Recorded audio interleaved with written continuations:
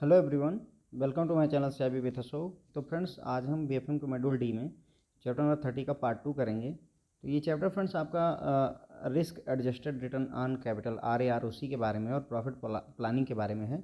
तो पिछले लेक्चर में हमने प्रॉफिट प्लानिंग क्या होती है, कैसे की जाती है, वो हमने देख लिया था। इस लेक्चर में हम देखेंगे फ्रेंड्स कि RAROC क्या होता है, रिस्क एग्रीगेशन कैसे किया था और उसके पैरेलल में कैपिटल कैसे एलोकेट की जाती है। ठीक है, तो वेरियस चीज़ों को हम देखेंगे जो RAROC से रिलेटेड हैं। ठीक है फ्रेंड्स, तो स्टार्ट करेंगे फ्रेंड्स कि रिस्क एग्रीगेशन और कैपिटल एलोकेशन क्या होता है। ठीक है, तो सबसे पहले bank across the world use different ways to estimate the aggregated risk exposure. ठीक है, तो दुनिया भर के जो बैंक होते हैं वो रिस्क एक्सपोजर को, एग्रीगेट रिस्क एक्सपोजर को एस्टिमेट करने के लिए डिफरेंट वेज यूज करते हैं, जिसमें से मोस्टली दो तरीके यूज किए जाते हैं। दो रास्ते हैं या दो तरीके हैं जिन्हें यूज किया जाता है। एक तो RAROC ही है आपका, और दूसरा है जिसमें जो कि बेस्ड ऑन है कैश फ्लो और अर्निंग में जो वेरिएबिलिटी आती है उस पर बेस्ड होता है।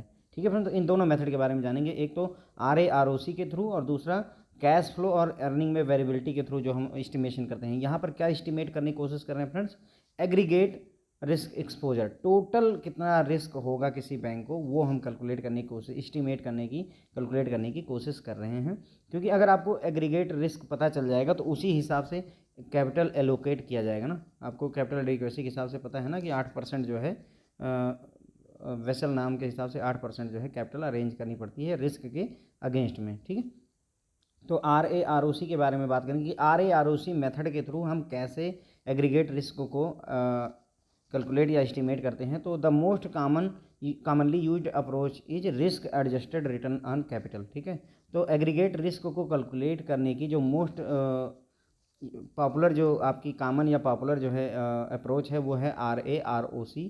इसका फुल फॉर्म पूछा जाता है फ्रेंड्स, RAROC का full form risk adjusted return on capital, यानी रिटर्न ऑन कैपिटल, कैपिटल पर रिटर्न कितना हुआ रिस्क को एडजस्ट करने के बाद में। ठीक है, तो each type of risk is measure to determine both the expected and unexpected loss using value at risk or worse case type analytical model. ठीक है, तो हर तरीके के इसमें जो RAROC मेथड में हम क्या करते हैं, हर टाइप के रिस्क को, operational risk, credit risk, marketing risk, जितने भी रिस्क हैं, each type of risk is measure to determine, इनको मेजर किया जाता है both the expected and unexpected loss को, एक्सपेक्टेड लॉस और अनएक्सपेक्टेड लॉस को कैलकुलेट करने की कोशिश की जाती है। किस मेथड के थ्रू, या तो वैल्यू एट रिस्क मेथड के थ्रू किया जाता है इसको, या वर्स केस जो है एनालिटिकल मॉडल के थ्रू। मतलब मैक्स वर्स केस का मतलब कि ज़्यादा से ज़्यादा कितना गड़बड़ हो सकती है ना। तो जैसे मान लीजिए किसी कंपनी का जो है 100 करोड़ का कैपिटल है, तो वर्स केस में कितना लॉस हो सकता है। मान लीजिए अगर आता है कि 60 करोड़, तो ये वर्स केस स्थिति होगी, मतलब मैक्सिमम जो लॉस हो सकता है वो 60 करोड़ का हो सकता है। जैसे मैंने आपको एक एग्जांपल दिया था, एक कपड़े का व्यापारी है, मान लीजिए उसने 10 करोड़ रुपए के कपड़े परचेज किए। अब क्या हुआ कि किसी वजह से उसकी दुकान चल नहीं पाई और उसे जो है मतलब कबाड़ी वाले को ही बेचना पड़ गया, किसी छोटे डीलर को, या मुफ्त में ही देना पड़ गया वाली सिचुएशन है। तभी वो अगर ये 10 करोड़ के कपड़े परचेज करके लाए, अगर कबाड़ी को भी देगा तब भी 2 से 3 करोड़ रुपए उसको रिकवर हो जाएंगे। इसका मतलब वर्स केस में उसको लॉस कितना होगा, 8 करोड़ रुपए का लॉस होगा। ये वर्स केस है फ्रेंड्स। अगर बिक गए तो उसको 2 करोड़ से ज़्यादा मिलेंगे, लेकिन वर्स, सबसे ज़्यादा स्थिति कितनी भी हालात ख़राब हो जाए फिर भी 2 करोड़ रुपए वो रिकवर कर पाएगा, यानी वर्स केस में 8 करोड़ का लॉस हो सकता है। तो यही है वर्स केस एनालिटिकल मॉडल आपका। ठीक है, तो हर टाइप के रिस्क को वैल्यू एट रिस्क या फिर जो है वर्स केस एनालिटिकल मॉडल के थ्रू हम यहाँ पर मेजर करते हैं, डिटरमाइन करने की कोशिश करते हैं। The key to RAROC is matching of revenue, cost and risk of on transaction and portfolio basis. तो जो यहाँ पर RAROC में जो की है, मेन काम है वो यही है कि रेवेन्यू, कॉस्ट और रिस्क को जो है ट्रांजैक्शन लेवल पर या पोर्टफोलियो लेवल पर मैच किया जाता है। हर एक जो है हर एक ट्रांजैक्शन को या फिर पूरे पोर्टफोलियो बेसिस पर हम उसके लिए कितना रेवेन्यू खर्च हुआ, क्या कास्ट आई और क्या रिस्क एसोसिएटेड है, उसको ट्रांजैक्शन लेवल पर या पोर्टफोलियो लेवल पर जो है ओवर ए डिफाइंड टाइम पीरियड में हम ये मैच करवाने की कोशिश करते हैं, कैलकुलेट करने की कोशिश करते हैं। ठीक है friend, this begins with the clear differentiation between expected and unexpected loss. अब अगर आपको ये काम करना है, जो आपको मैचिंग करवानी है, तो इसके लिए सबसे पहली ज़रूरत होगी कि हम जो है क्लियरली डिफ्रेंशिएट कर दें एक्सपेक्टेड लॉस और अनएक्सपेक्टेड लॉस के बीच में। एक्सपेक्टेड लॉस क्या होता है फ्रेंड, जिसकी उम्मीद हो, बैंक को उम्मीद है कि इतना लॉस होगा, वो एक्सपेक्टेड लॉस हो गया। अनएक्सपेक्टेड लॉस वो जिसकी उम्मीद नहीं है फिर भी वो लॉस हो सकता है। अब जो लॉस एक्सपेक्टेड होता है, एक्सपेक्टेड जो लॉस होता है, बैंक को जिस बात की उम्मीद होती है, वो कवर किया जाता है स्पेसिफिक रिजर्व्स एंड प्रोविजन के द्वारा। जिस चीज़ की, जैसे मान लीजिए कोई अकाउंट एनपीए हो जाता है फ्रेंड, तो बैंक उसके लिए प्रोविज़न करता है, मतलब वो कहता है कि हम 15% जो है इसके लिए पैसा अलग रखेंगे, ताकि, क्योंकि उसे अंदाज़ा हो गया इस बात का, एक्सपेक्टेड लॉस है ये, कि 15% तो अब डूब ही जाएगा हर हाल में, हम कितना भी एफर्ट डाल लें, तो ये भी है। तो एक्सपेक्टेड लॉस को जो है कवर किया जाता है स्पेसिफिक रिजर्व या प्रोविजन से।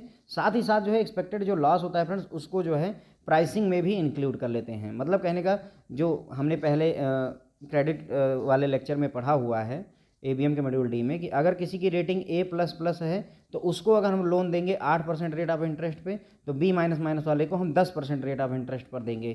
हम ज़्यादा क्यों चार्ज कर रहे हैं रेटिंग कम होने की वजह से?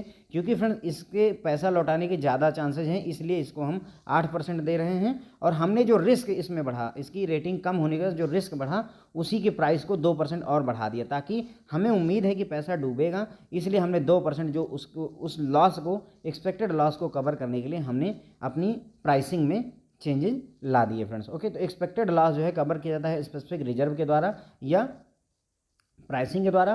अब सवाल यह है कि अनएक्सपेक्टेड लॉस कैसे कवर किया जाता है? तो unexpected loss require capital allocation. जो अनएक्सपेक्टेड लॉस होते हैं फ्रेंड, वहाँ पर कि आपका जो ये वेसल नाम है उसके हिसाब से कैपिटल एलोकेट करना पड़ता है। अनएक्सपेक्टेड लॉस के लिए बैंक को कैपिटल एलोकेट करना पड़ता है, और कितनी कैपिटल एलोकेट होगी, it is determined on the principle of confidence level. किस कॉन्फिडेंस लेवल पर हम बात करें? 99% पर, 95% पर, 96% पर। टाइम हॉरिजन, कितने समय के लिए हम ये कह रहे हैं, 1 साल के लिए हम कैलकुलेट कर रहे हैं, 6 महीने के लिए, 1 हफ्ते के लिए। डाइवर्सिफिकेशन, जो आपने लोन दिया हुआ है वो डाइवर्सिफाइड है या नहीं है।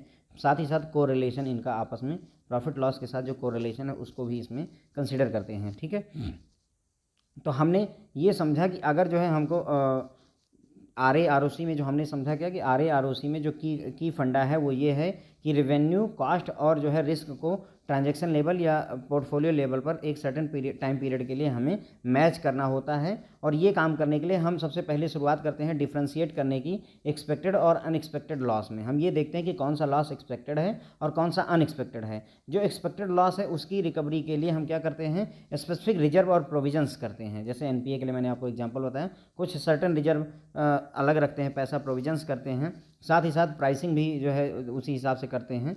ठीक है, और अनएक्सपेक्टेड लॉस जो होता है उसके लिए हमें कैपिटल एलोकेट करना पड़ता है एज पर बेसल नाम। ठीक है, तो बेसल नाम के हिसाब से हमें कैपिटल एलोकेट करना पड़ेगा अनएक्सपेक्टेड लॉस के लिए।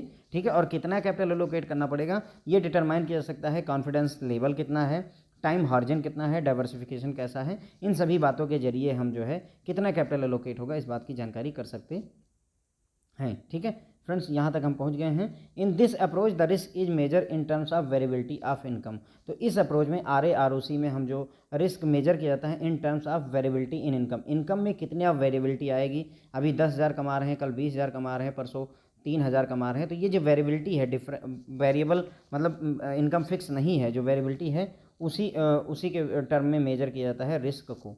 ठीक है फ्रेंड, तो अंडर दिस फ्रेमवर्क, इस फ्रेमवर्क में the frequency distribution of return wherever possible is estimated and the standard deviation of distribution is also estimated। ठीक है, तो जहाँ भी पॉसिबल होता है फ्रीक्वेंसी डिस्ट्रीब्यूशन ऑफ रिटर्न का जो फ्रीक्वेंसी डिस्ट्रीब्यूशन है उसको जो है हम एस्टीमेट करते हैं, और साथ ही साथ स्टैंडर्ड डेविएशन भी कैलकुलेट करते हैं इस डिस्ट्रीब्यूशन का। ठीक है फ्रेंड, तो जो रिटर्न है आपका उसका फ्रीक्वेंसी डिस्ट्रीब्यूशन क्या है वो हम कैलकुलेट करने, एस्टीमेट करने की कोशिश करते हैं, साथ साथ स्टैंडर्ड डेविएशन भी हम कैलकुलेट करते हैं डिस्ट्रीब्यूशन का। स्टैंडर्ड डेविएशन हमने फ्रेंड्स जो है पढ़ा हुआ है, अगर आपने एबीएम का चैप्टर नंबर 13 देखा होगा सैम्पलिंग, तो उसमें स्टैंडर्ड डेविएशन क्या होता है हमने देखा हुआ है। ठीक है, तो capital is therefore allocated to activities as a function of these risk or volatility measure. ठीक है, तो जो कैपिटल अब एलोकेट की जाएगी, इज एलोकेटेड टू एक्टिविटी, जिस भी एक्टिविटी को एलोकेट की जाएगी वो किसके रूप में, फंक्शन ऑफ दिस रिस्क, ये जो हमने रिस्क कैलकुलेट किया इसी रिस्क या वोलेटिलिटी मेजर के बेसिस पर ही हर एक एक्टिविटी को हम कैपिटल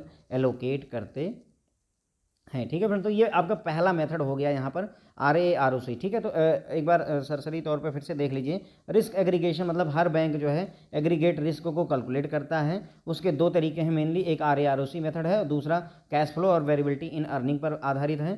ठीक है, तो RA ROC जो है मोस्ट कॉमन अप्रोच है ये। इसमें क्या होता है, हर एक रिस्क को डिटरमाइन किया जाता है वैल्यू एट रिस्क या फिर वर्स्ट केस एनालिटिकल मॉडल के जरिए। ठीक है, अब जो RAROC होता है उसमें हमारा जो मेजर टास्क होता है रिवेन्यू, कॉस्ट और रिस्क को ट्रांजेक्शन लेवल और पोर्टफोलियो लेवल पर हमें जो है मैच करने की ज़रूरत होती है। इसके लिए हम क्या करते हैं, सबसे पहले एक्सपेक्टेड लॉस और अनएक्सपेक्टेड लॉस के बीच में डिफरेंस क्रिएट करते हैं। एक्सपेक्टेड लॉस को कवर करने के लिए हमें स्पेसिफिक रिजर्व, प्रोविजंस और प्राइसिंग का सहारा लेना पड़ता है। अनएक्सपेक्टेड लॉस को कवर करने के लिए हमें कैपिटल एलोकेट करना पड़ता है। अब कितना कैपिटल एलोकेट करना पड़ेगा वो जो है हम किसके थ्रू मेजर करते हैं friends, frequency distribution of return बनाएंगे और स्टैंडर्ड डेविएशन भी एस्टिमेट करेंगे जो है इस डिस्ट्रीब्यूशन का, और उसी के बेसिस पर ही हम कितना कैपिटल एलोकेट करना है वो डिसाइड करते हैं। तो कैपिटल एलोकेशन जो है वो एक्टिविटी जो होती है वो फंक्शन होती है इस रिस्क का या वॉलेटिलिटी मेजर का। ठीक है, तो कितना रिस्क है, ये जो रिस्क हमने कैलकुलेट किया उसी का फंक्शन बन जाती है कौन सी चीज़, कैपिटल, है ना। जितना रिस्क निकल कर आएगा उसी हिसाब से कैपिटल एलोकेट करनी पड़ेगी। ठीक है, अब यहाँ पर दूसरी अप्रोच क्या है, पहली अप्रोच में हमने RAROC देखा, कुछ में खास है नहीं फ्रेंड्स, थियरी ही है जो यहाँ पर हमने समझने की कोशिश की है। अभी तक ज़्यादातर कुछ काम की बातें ज़्यादा है नहीं, बस केवल थियरी है। The second approach is similar to RAROC but it depend less on capital allocation. जो RAROC था आपका वो डिपेंड करता था कैपिटल एलोकेशन पर, अनएक्सपेक्टेड लॉस के लिए हम कैपिटल एलोकेट कर रहे थे, लेकिन ये जो है डिपेंड नहीं करता है कैपिटल एलोकेशन पर, या कम डिपेंड करता है और ज़्यादा डिपेंड करता है कैश फ्लो कितना हो रहा है और इनकम में वेरिएबिलिटी कितनी है, जो इनकम है वो कितनी आगे पीछे हो रही है या घट बढ़ रही है, और कैश फ्लो कैसा है उस पर डिपेंड करता है, जो दूसरी अप्रोच है हमारी एग्रीगेट रिस्क को कैलकुलेट करने की। और this is referred as EAR, earning at risk. वहाँ पर हम क्या कैलकुलेट करते थे, VAR, वैल्यू एट रिस्क, है ना, वैल्यू एट रिस्क, यहाँ पर earning at risk when employed to analyse interest rate risk. ठीक है, तो दिस इज रेफर्ड एज, जो हम यहाँ पर सेकंड अप्रोच में जो हम कैलकुलेट करेंगे वो अर्निंग एट रिस्क को कैलकुलेट करेंगे।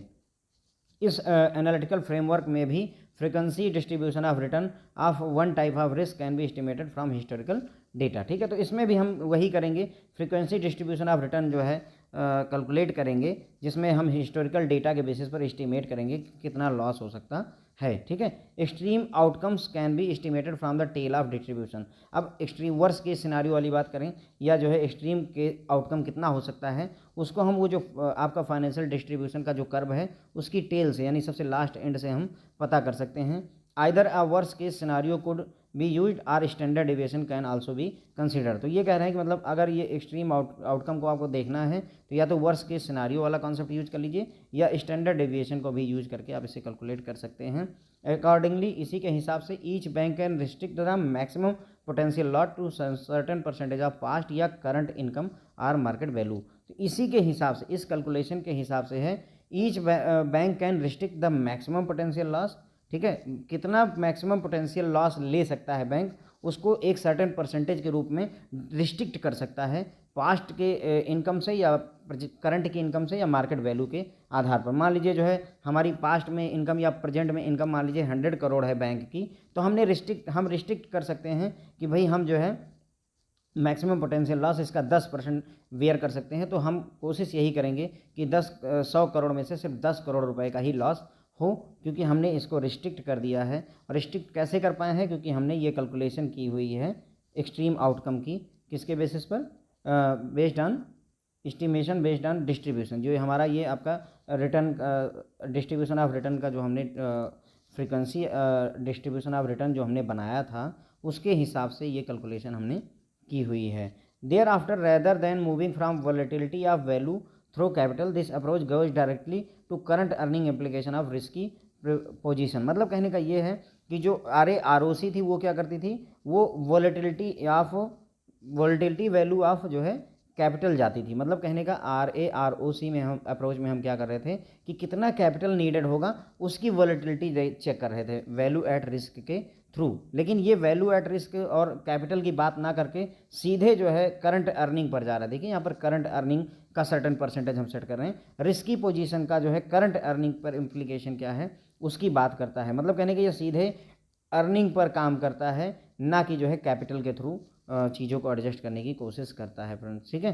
This approach however is based on cash flow and ignores the value change in asset and liability due to change in the market interest rate, ठीक है। तो इसकी एक फ्लॉ है कि मार्केट इंटरेस्ट रेट में चेंज की वजह से जो एसेट और लायबिलिटी की वैल्यू में चेंजेस आएंगे उसको ये कंसिडर नहीं करता है। कितना कैश आ रहा है और कितना कैश जा रहा है उसी पर ही ये फोकस करता है। ये इस मेथड का ड्रॉबैक है फ्रेंड्स, ओके।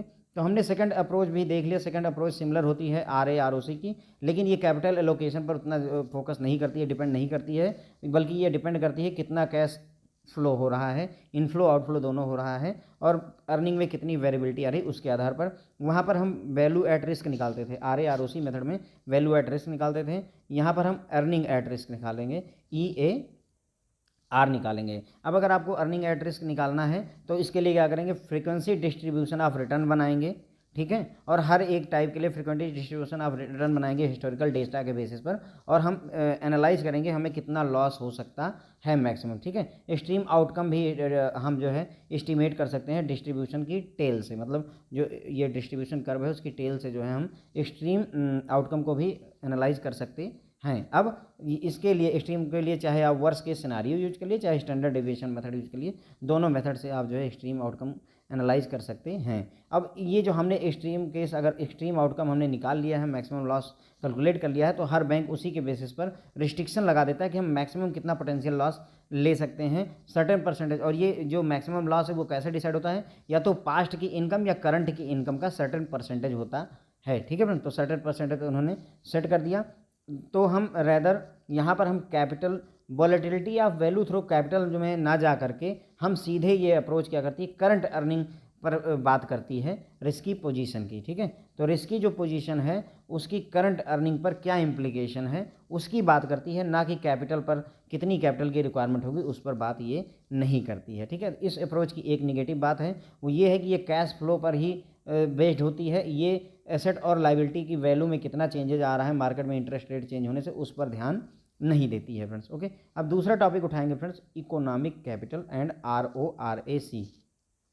कैपिटल तो हम जानते हैं, अब इकोनॉमिक कैपिटल क्या होती है वो हम समझेंगे, और RAROC यहाँ पर क्या रोल अदा करता है इस बारे में भी जानेंगे। The expected loss is measure of the reserve and necessary to guard against future loss, ठीक है। तो the expected loss is measure of reserve necessary to guard against future loss. तो जो एक्सपेक्टेड लॉस होता है उसी से हमें ये पता चलता है कितना रिजर्व नेसेसरी है, ताकि अगर कोई फ्यूचर में लॉस हो तो उसके अगेंस्ट हम अपने आप को बचा सकें, ठीक है। तो एक्सपेक्टेड लॉस, हमको फ्यूचर में कितना लॉस होने वाला है उसके लिए कितना रिजर्व रखना पड़ेगा ताकि फ्यूचर में किसी लॉस से हम अपने आप को सुरक्षित रख सकें, ये इसका मेजरमेंट होता है expected loss. The pricing of product should provide a buffer against expected loss. जब मैंने आपको समझाया ना कि प्राइसिंग हम प्रोडक्ट की ऐसी कर देंगे ताकि जो है एक्सपेक्टेड लॉस का हम एक बफर बन जाए। देखिए कैसे, जैसे मैंने आपको बताया ना, अगर किसी की रेटिंग A++ है और किसी की रेटिंग B- है मान लीजिए, तो इसको जो है अगर हम 8% पर लोन देते हैं तो इसको 12% पर लोन देते हैं। हमने इस पर 4% ज़्यादा लोन में 4% ज़्यादा क्यों चार्ज किया, क्योंकि इसकी रेटिंग कम है। अब रेटिंग कम होने की वजह से रिस्क बढ़ गया, जब रिस्क बढ़ गया तो उसकी प्राइसिंग हमने बढ़ा दी, ताकि जो है यही है ना, pricing of product should provide buffer. अब यहाँ पर क्या हुआ कि ये 4% का जो हमने एक्स्ट्रा पैसा इससे वसूला है, कल को मान लीजिए अकाउंट NPA होता है तो ये हमें थोड़ा सा क्वेश्चन टाइप का दे देगा या बफर स्टॉक प्रोवाइड कर देगा फ्रेंड्स, वही यहाँ पर लिखा हुआ है। Unexpected loss is measure of amount of economical capital required, ठीक है। अनएक्सपेक्टेड लॉस से, एक्सपेक्टेड लॉस को तो आपने प्राइसिंग के थ्रू कर लिया, अनएक्सपेक्टेड लॉस से ही हम मेजर करते हैं कि कितनी इकोनॉमिक कैपिटल की रिक्वायरमेंट है to support bank financial risk. Bank को फाइनेंशियल रिस्क को बचाने के लिए या बैंक को फाइनेंशियल रिस्क में सपोर्ट प्रोवाइड करने के लिए कितनी इकोनॉमिक कैपिटल की रिक्वायरमेंट है, ये अनएक्सपेक्टेड लॉस के बेसिस पर मेजर की जाती है, और इसी कैपिटल को ही रिस्क कैपिटल भी कहते हैं।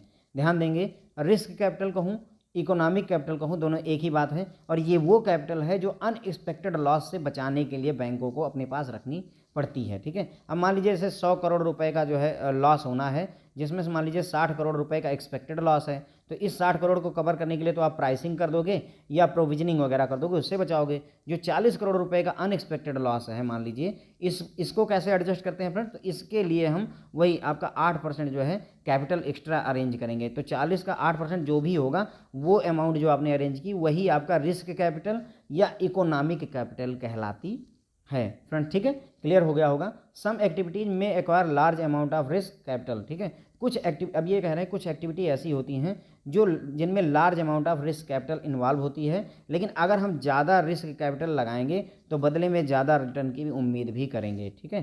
तो अगर हमें ज़्यादा कैपिटल लगाना पड़ गया, तो रिस्क कैपिटल लगाना पड़ गया तो हमें ज़्यादा रिटर्न भी चाहिए होगा, है ना।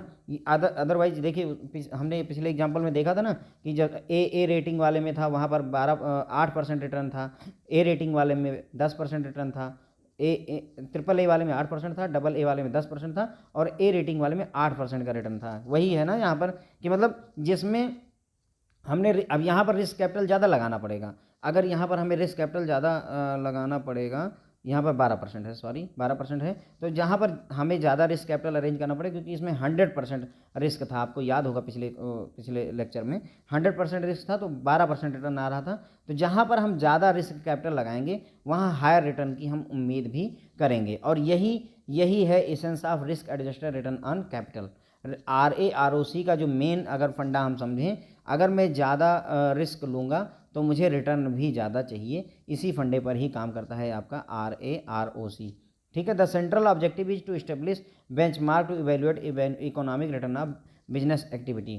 तो जो यहाँ पर RAROC का जो मेन ऑब्जेक्टिव होता है वो ये होता है कि हम एक बेंचमार्क इस्टेब्लिश कर दें कि ताकि हम इकोनॉमिक किसी भी बिजनेस एक्टिविटी का इकोनॉमिक जो रिटर्न है उसको इवेल्युएट करने का एक बेंचमार्क सेट कर दें कि इतना तो होना ही चाहिए। और इसमें इंक्लूड किया जाता है transaction, product, customer, trade, business line as well as entire business, पूरे बिजनेस को इसमें शामिल किया जाता है। RAROC is also related to concept such as shareholder value analysis and economic value added. तो RAROC के जो कॉन्सेप्ट होता है फ्रेंड्स वो आपका शेयर होल्डर वैल्यू एनालिसिस से और इकोनॉमिक वैल्यू एडेड से भी जुड़ा हुआ होता है। इन पास्ट में पहले क्या होता था, जब RAROC का फंडा नहीं था तो पहले क्या होता था कि परफॉर्मेंस मेजर की जाती थी कैसे, रिटर्न ऑन एसेट ROA से या रिटर्न ऑन इक्विटी ROE से, ठीक है। तो पहले RAROC नहीं था जब, तो रिटर्न ऑन एसेट, ये क्या होता है return on asset, book value of asset पर कितना प्रॉफिट हुआ वो आपका रिटर्न ऑन एसेट था, और बुक वैल्यू ऑफ इक्विटी पर कितना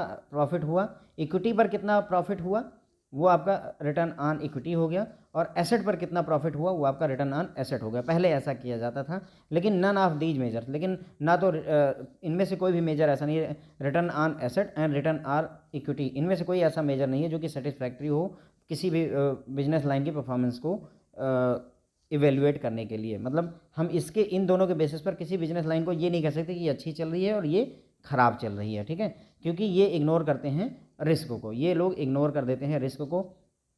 अब हम थोड़ा सा रिस्क कैपिटल के बारे में यहीं पर ही सब टॉपिक के रूप में डिस्कस करेंगे। RAROC जो होता है is part of family of risk adjusted performance measure, ठीक है। तो अब हमने एक बात यहाँ पर जानी कि जो RAROC है ये एक फैमिली है RAPM, क्या है, रिस्क एडजस्टेड परफॉर्मेंस मेजरमेंट, उसी का ही एक पार्ट है RAROC। RAPM का पार्ट है RAROC।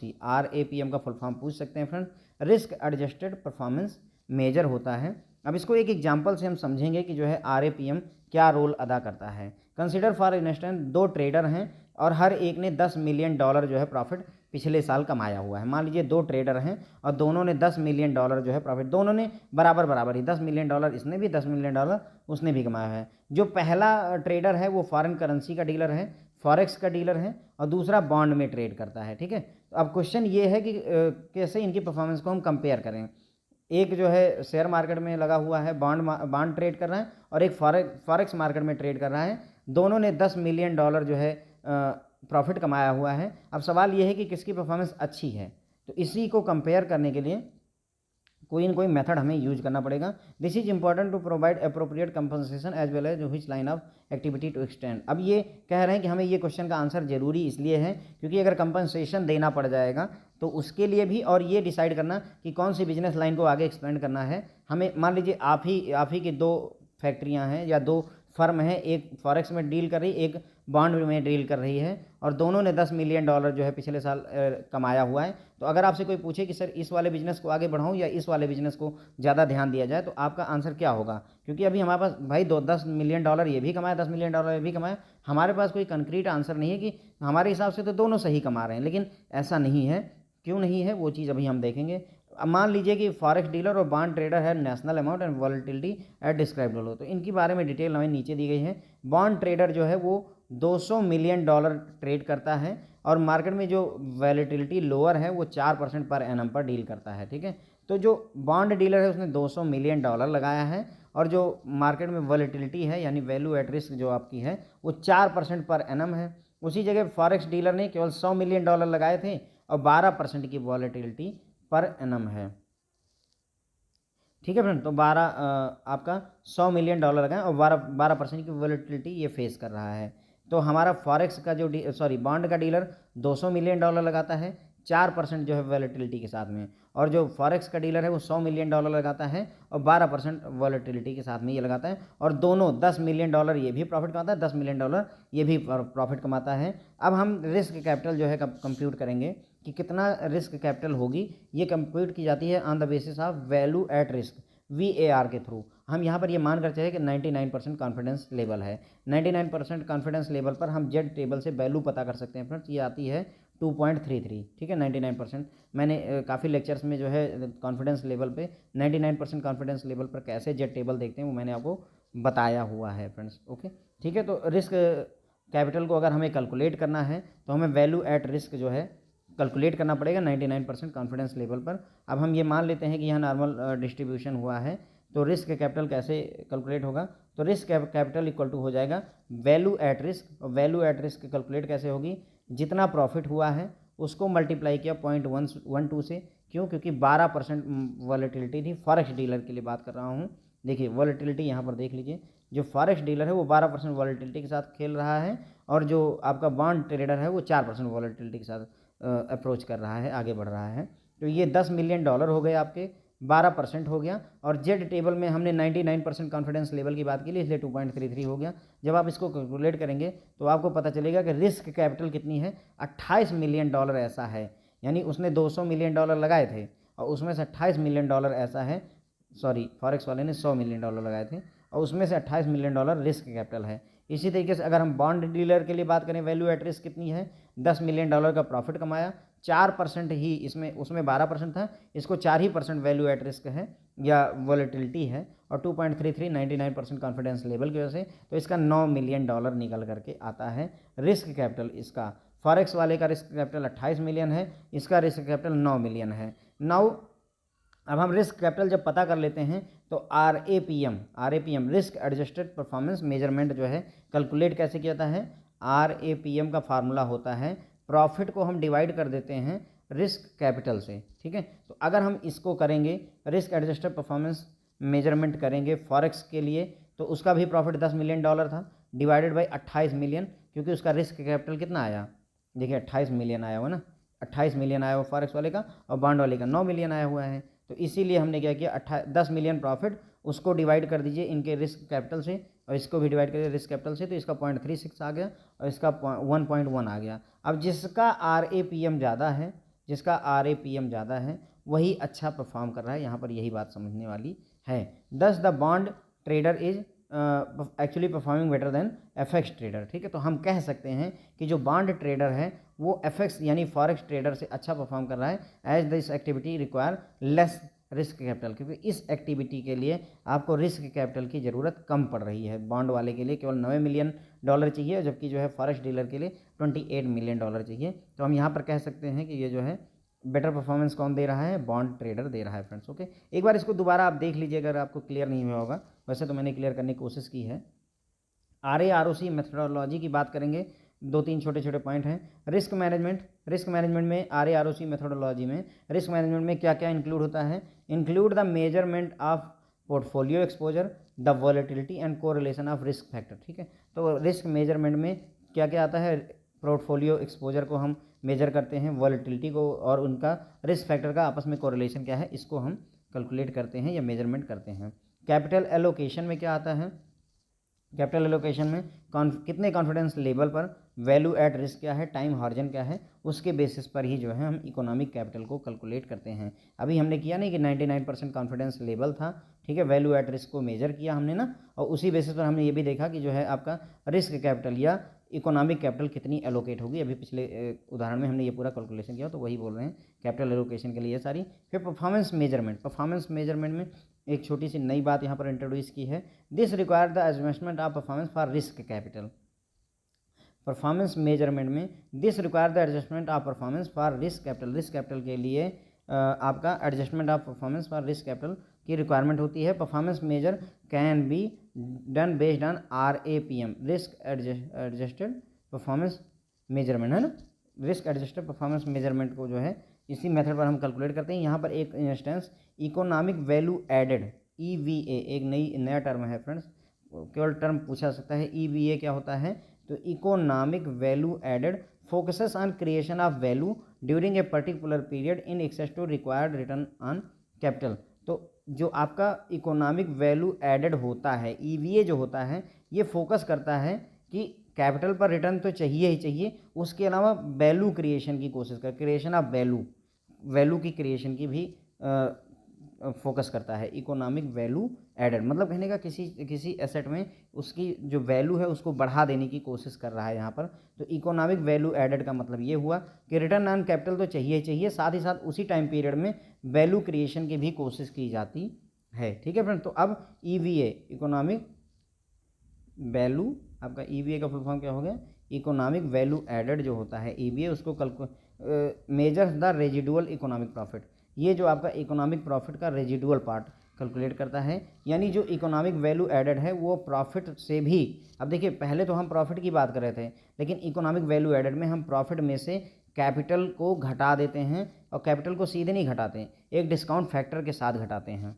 ठीक है, तब जो निकल कर आता है वो आपका इकोनॉमिक वैल्यू एडेड होता है friends. Okay, where profit are adjusted for the cost of economic capital. ठीक है, तो जो प्रॉफिट है वो एडजस्ट किया जाता है for the cost of economic capital, economic capital को लाने के लिए कितना कॉस्ट हमने पे की है उसको जो है प्रॉफिट में से एडजस्ट करके ही EVA निकाला जाता है।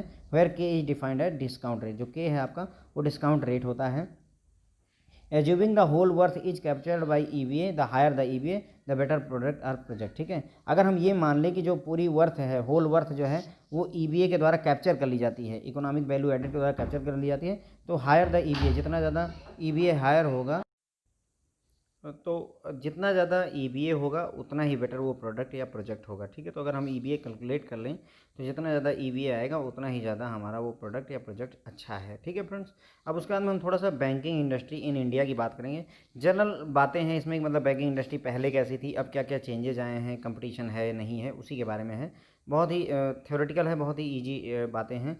Past few decades have been historically momentous for the banking industry India. ठीक है, तो पिछले जो है कुछ साल जो थे, मतलब दशक जो थे, वो बैंकिंग इंडस्ट्री के लिए बहुत ज़्यादा महत्वपूर्ण रहे हैं। जब 1991 में नरसिम्हन कमेटी की रिपोर्ट आई थी, उसके बाद में बैंकिंग इंडस्ट्री की पूरी तरह से चेंज हो गई है। ठीक है, तो नरसिम्हन कमेटी जो आपकी थी वो बैंकिंग इंडस्ट्री में बहुत ज़्यादा मायने रखती है, 1991 में आई थी। इसने पूरी तरह से बैंकिंग इंडस्ट्री को रिवोल्यूशनाइज कर दिया था। ठीक है फ्रेंड, तो the process of deregulation which has set in motion a broad sea change in Indian banking. ठीक है, तो डी रेगुलेशन हुआ 2011 में जा करके, जो आपके सेविंग वगैरह के इंटरेस्ट रेट थे उसको RBI ने क्या किया, डीरेगुलराइज कर दिया। मतलब कहने का आप बैंक अब खुद डिसाइड करेगा, RBI नहीं डिसाइड करता है। इस वजह से जो है बहुत ज़्यादा बड़े लेवल पर बैंकिंग में चेंज आया हुआ है। ठीक है, तो रेगुलर इंटरेस्ट रेट, जो रेगुलेटेड इंटरेस्ट रेट थे, या डायरेक्ट इन्वेस्टमेंट, ये सब पुरानी बातें हो गई, अब कोई नई बात नहीं रह गई है। ठीक है, रिजर्व बैंक ऑफ इंडिया अब इंटरेस्ट रेट को एडजस्ट करने की बजाय मोर कंसर्न है प्रूडेंशियल नॉर्म्स में और disclosure requirement of the bank. वो चाहता है कि बैंक जो है, मतलब जो गाइडलाइन है उनको अच्छे से फॉलो करें, और जो डिस्क्लोजर की रिक्वायरमेंट है, मतलब कि बैंक सारी बातों को डिस्क्लोज करें, कुछ भी छिपाए नहीं, इस पर ज़्यादा ध्यान देता है। During the last few decays, पिछले कुछ दशक में, few new private bank sector bank has come into existence and they have diverse ownership pattern. ठीक है, तो पिछले कुछ दशक में ये कह रहे हैं कि कई सारे नए जो है प्राइवेट सेक्टर के बैंक जो है एग्जिस्टेंस में आए हैं, और उनका जो ओनरशिप का पैटर्न है वो डाइवर्सिफाइड है। ठीक है, इसी तरीके से फॉरेन बैंक को भी जो है एक्सपेंशन के मौके दिए गए हैं इंडियन इंडस्ट्री में। मैंने आपको बताया नहीं कि ये सारी कॉमन सी बातें हो रही हैं, कुछ अलग सा नहीं है। अभी रिसेंटली जैसे जो स्टेट बैंक ऑफ इंडिया के एसोसिएट बैंक थे, साथ ही भारतीय महिला बैंक था, वो मर्ज हो गया स्टेट बैंक ऑफ इंडिया में, तो ये मतलब ये रिसेंट डेवलपमेंट्स हैं आप एक तरीके से। मोर मर्जर्स में take place in near future, और इन्होंने ये भी कहा था कि आने वाले समय में और ज़्यादा मर्जर्स टेक प्लेस करेंगे, और आप लोग देख ही रहे हैं कि बैंक ऑफ बड़ौदा में भी बहुत बड़े 3 बैंकों का विलय हो गया, उसी तरीके से पीएनबी में भी जो है आपका 3 बैंकों का विलय होगा, और इसी तरीके से और भी बैंकों में विलय हो रहा है। RBI has also permitted opening of small finance bank and payment bank. ठीक है, तो आरबीआई ने क्या किया हुआ है, स्मॉल फाइनेंस बैंक और पेमेंट बैंक भी खोलने की मंजूरी दे दी है, और इन्हें हम डिफ्रेंशिएटेड बैंक के नाम से भी जानते हैं। तो ये ज़रा सा ध्यान रखिएगा, अगर पूछ लिया जाए कि डिफ्रेंशिएटेड बैंक कौन से हैं, तो यही जो आपके स्मॉल फाइनेंस बैंक और पेमेंट बैंक होते हैं फ्रेंड्स, इन्हीं को हम डिफ्रेंशिएटेड बैंक कहते हैं।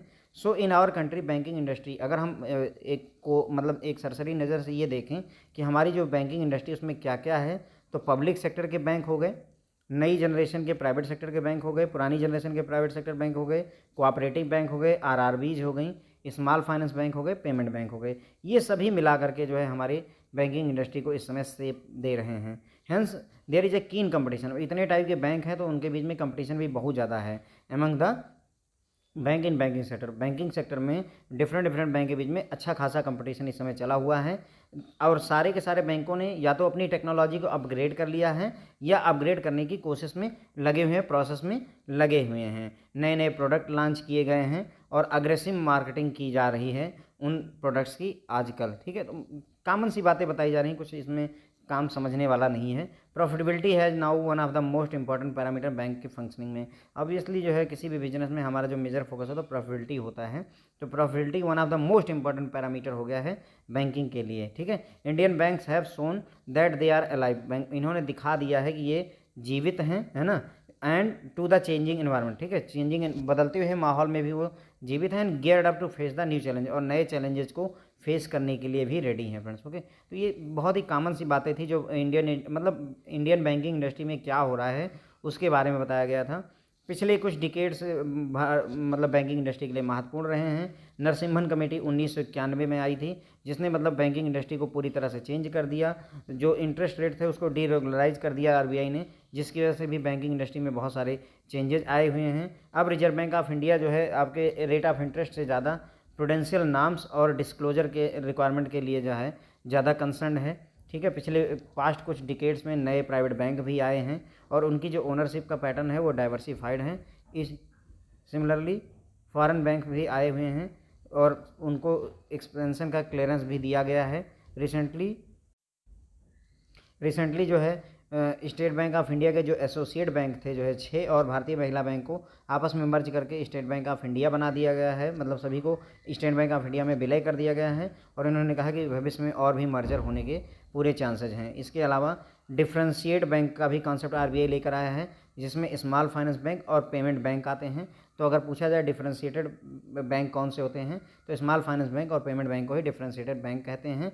हमारी इंडस्ट्री मतलब हमारी बैंकिंग इंडस्ट्री को हमारे देश में अगर हम देखें बैंकिंग इंडस्ट्री को, तो उसमें कौन कौन है, पब्लिक सेक्टर के बैंक हैं, पुराने जो है पब्लिक प्राइवेट सेक्टर, नए प्राइवेट सेक्टर बैंक है, cooperative bank, regional rural bank, small finance bank और पेमेंट बैंक, ये सारे बैंक मिल करके हमारी बैंकिंग इंडस्ट्री को इस समय शेप दे रहे हैं। ठीक है, और हम अगर देखें तो यहाँ पर कंपटीशन बहुत ज़्यादा बढ़ गया है बैंकिंग इंडस्ट्री में बैंकों के आपस में, और सभी बैंक या तो अपनी टेक्नोलॉजी को अपग्रेड कर चुके हैं या अपग्रेड करने की कोशिश में लगे हुए हैं फ्रेंड्स। ओके, नए नए प्रोडक्ट लॉन्च किए गए हैं और उनको अग्रेसिवली मार्केटिंग की जा रही है। प्रॉफिटेबिलिटी एक इम्पॉर्टेंट फैक्टर है, हमेशा रहा है और अब भी है। ठीक है फ्रेंड, तो इंडियन बैंकों ने ये दिखाया है कि चेंजिंग इन्वायरमेंट के लिए वो अभी भी अलाइव हैं और पूरी तरह से तैयार हैं नए चैलेंजेस को फेस करने के लिए। ठीक है फ्रेंड, तो थैंक यू सो मच। इसी के साथ में ये चैप्टर ख़त्म होता है।